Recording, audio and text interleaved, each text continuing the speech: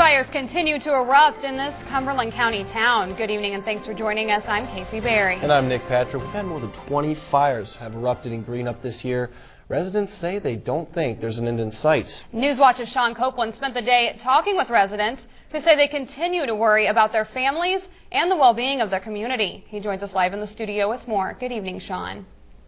Good evening, KACIE, Nick. Residents say they don't want to live in fear anymore. They say they just want the suspects caught and the fires to stop.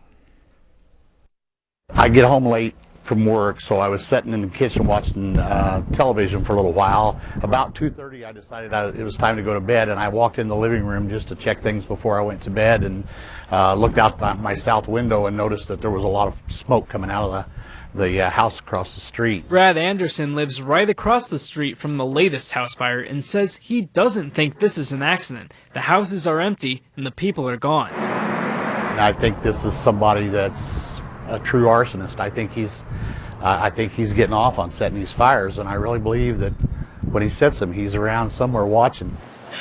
The latest fire happened early Wednesday morning at 107 North Mill Street, making it one of more than 20 fires to happen this year.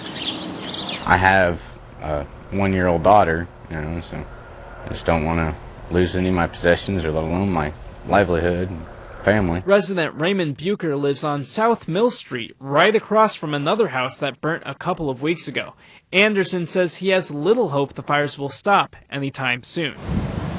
I think they're doing everything they can. I think it's just going to take it's going to take a lucky situation where a citizen happens to spot something, and keeping an eye on an empty house. You know that there's something that's not right, that shouldn't have been done, and it's just that it's that close to your own home.